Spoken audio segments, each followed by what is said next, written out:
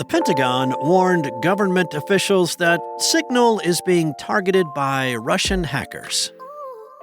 Instagram has a new program for school officials to report bullying. And Game Informer is back, and so is its entire team. It's Wednesday, March 26th, and this is Engadget News.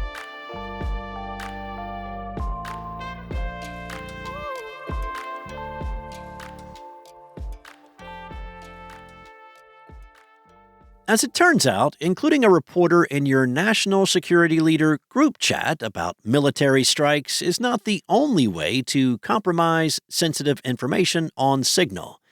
NPR reported on Tuesday that days after the Trump administration's preposterous and dangerous national security fumble, the Pentagon issued a warning against using the messaging app due to a phishing vulnerability. A department-wide email obtained by NPR reads, "A vulnerability has been identified in the Signal Messenger application. Russian professional hacking groups are employing Signal's linked devices features to spy on encrypted conversations." The publication says the memo states that Russian hacking groups are targeting Signal Messenger to spy on persons of interest. A Signal spokesperson told NPR that the memo was not about Signal's security, but about phishing attacks on the platform.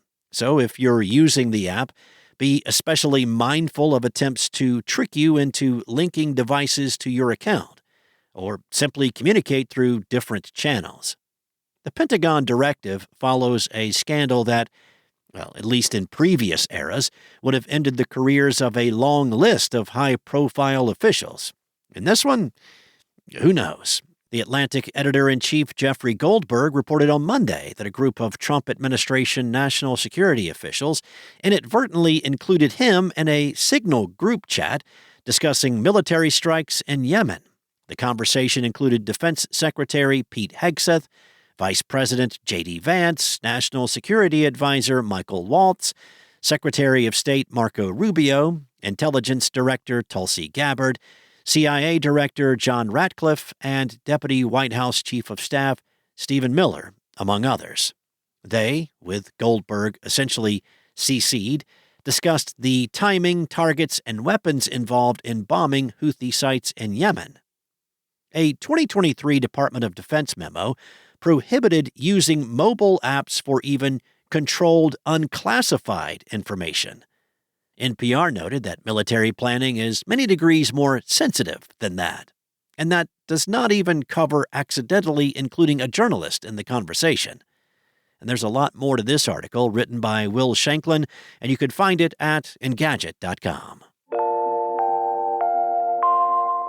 Instagram is adding another tool to its arsenal of anti-bullying measures. This time, however, Meta is enlisting school officials directly in an effort to speed up its response to safety issues affecting young teens.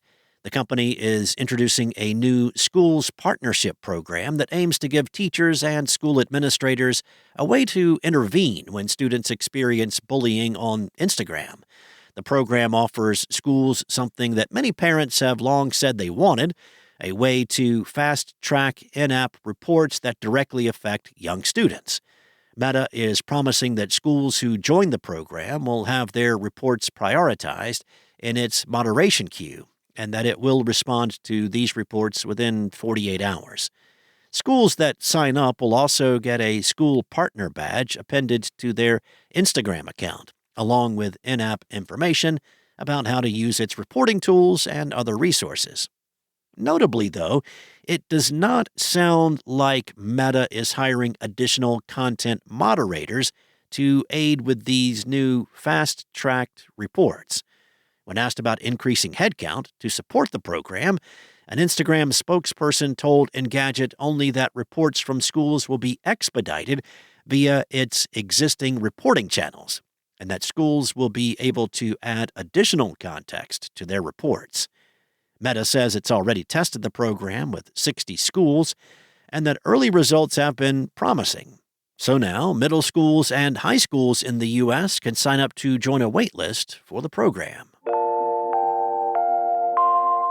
Gaming journalism stalwart Game Informer has risen from the ashes. More than 30 years after its debut issue back in August 1991, the media outlet was officially shut down by parent company GameStop last August. Since then, the rights to Game Informer were acquired by Gunzilla Games, and in an all-too-rare win for today's media world, the entire team that worked for Game Informer at the time of its closure will return to their jobs.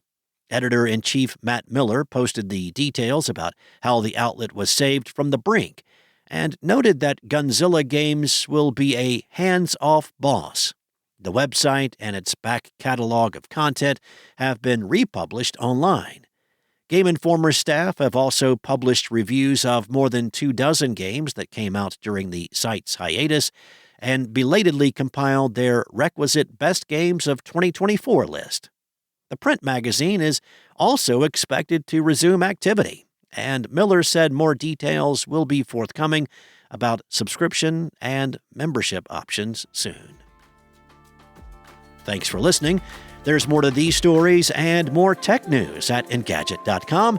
This episode featured journalism from Will Shanklin, Anna Washenko, and Carissa Bell, and was voiced and produced from the sound studios of Spoken Layer.